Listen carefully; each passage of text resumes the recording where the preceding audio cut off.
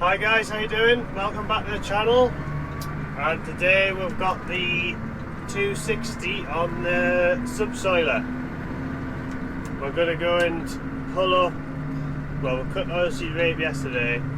Forgot to take my camera, but I mean it only took a couple of hours because there was very little come off it. So I got that cut yesterday, and I want to get the field because it's quite hard and dry at the minute. I want to get it pulled up. It allows the air to get into it and hopefully dry it out a bit more, and just while it's dry, getting on with it. And it's because we've got all the fields of subsoil nearly this year. If it stays dry, it's like a field and a half less to do if I do this today. So yeah, the Mzuri Rehab, it was rubbish. I don't know how much it's done. It's might have done 3/4 of a ton to the acre. Might have done half a ton. I think it's about 3/4 of a ton. I mean, we only had 20 acre of it. It should have been pulled out in the spring, but because I had that much of the spring work to do, we decided to keep it because I didn't think it looked too bad. But then it just, yeah, it never came to anything. I'm about to set off with a subsoiler, but to get the packer to go like up so that the subsoiler goes into the ground, I need to drop it into the ground. Then as weight comes off some bottom pins, I need to take those out and put them in the top.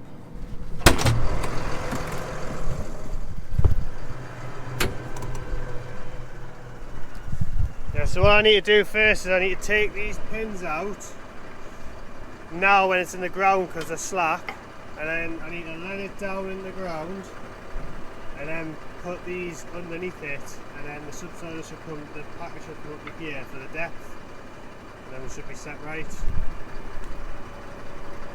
Just like an R clip on the back of here. I'm going to do this one-handed. So put it in the transmission in second aggressiveness, so it's a bit sharper for forwards and backwards. Four-wheel drive in. Pull the revs back a bit. I don't need it to rev any more than 1700. Then I should be able to drop it in the ground. So I dropped the subsoiler into the ground, and as you can see, it's like pulled itself in, and the packers come up. So I need to put these pins back in like one of these lower holes, and then what that does is every time you get to the headland and lift it up, it stops the packer from coming down and banging. Put that one in there.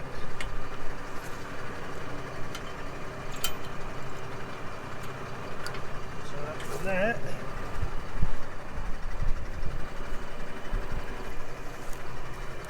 And in there.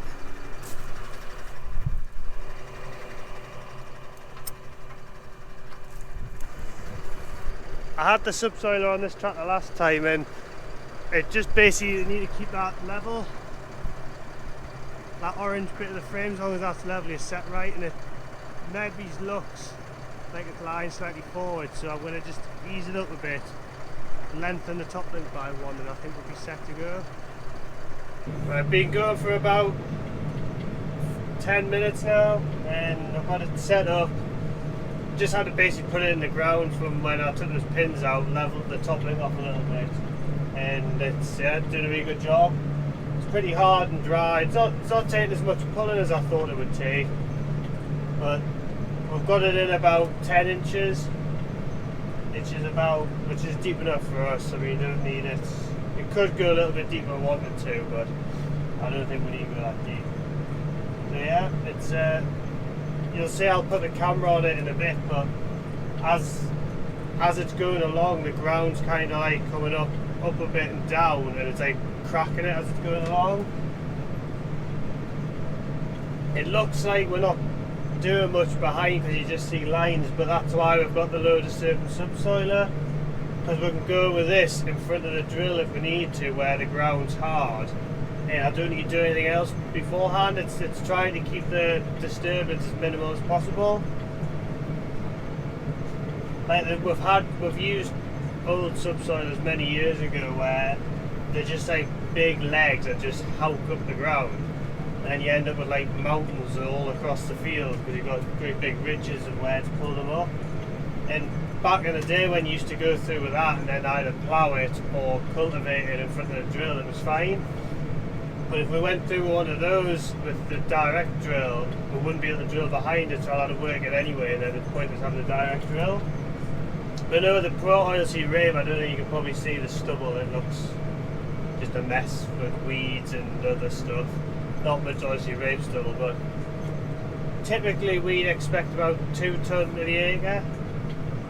I should be working in hectares, about 5 tonne to the hectare, 4.5, 5 tonne to the hectare is what I would normally expect. I was sick of looking at it. It was a messy field. No, it was obviously next to the farm, so I was sick of looking at it, but we've got it cut and we don't need to worry about it anymore because we're not putting any Oilseed Rehab in this year. Which is actually quite strange, we're not putting Oilseed Rehab in because it'll be the first time since probably the mid-70s that this farm hasn't grown Oilseed Rehab. And that's purely because of, I mean, I've got these fields clear, but I'm not going to put Mzuri Rehab into them. And I haven't had any winter barley to, I only had that 5 acre, I'm not going to drill Mzuri Rehab into the 5 acre bit. And by the time we get the wheat or spring barley cut, it'll be too late up here. Really, Mzuri Rehab up here wants to be in before the middle of August to get the best, we find to get the best start. It's going to be end of August into September before we get some of the spring crops cleaned up. So that's been a good job. Tractor's only about 75-80% power, so it's not too bad. But Dad's just sprayed one field of spring barley off and he's going into the next one, so I might get the drone up and do a few shots. Our hearts beat to the city streets, we began to feel the fire. We rise like tall buildings as the chemicals, they take us higher. The night's young, it has just begun as she puts her hand in mine. We wanna chase the night, wanna dance to the light, pull the stars from the sky, just 2 hearts running wild. Never sleep, never stop, as we shout from the top. We're gonna be 2 hearts running wild.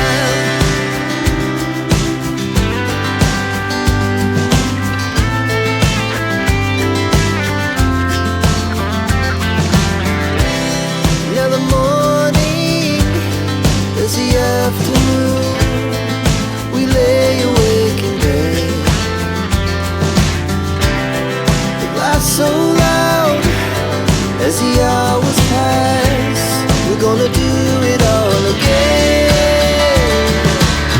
We wanna chase the night, wanna dance to the light, pull the stars from the sky, just 2 hearts running wild. Never sleep, never stop, shout from the top.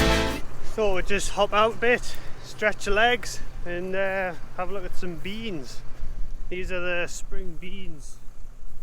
We drilled, was it like the 20th of April or something, 19th of April, and yeah, as you can see they're looking pretty good. There's not loads of pods on them, as you can see there's got a few of them on, they're podding up nicely, but it's a nice height that, and the pods are off the ground, so I don't know if you can see in here, but like the lowest pod is there. That's a good like 6 inches off the bottom of the floor, because with beans in the past we've had a problem where if you get really small plants, so we've had, I mean this is on a tram line but we've had fields in the past where the plants have only been that big and then the pods are right down there. And when you're trying to combine that close to the ground, you've got to watch for stones or soil bunging up, and it just doesn't make it as nice for combining. Check out the wearing. Wearing all right. Slightly warm. Yeah, you see, this is the finish. This is the finish that the subsoiler does. Just leaves the lines up and down the field, but the legs got in a good 10 inches and it's heaved it up. You can see it heaving it up and cracking it, and then I should be able to just come in here in a couple of weeks time and drill it. Fingers crossed the weather plays out. Right, we'll go finish with the subsoiler. I've done this 5 acre little bit here in this field, and I did the 20 acres in the other bit.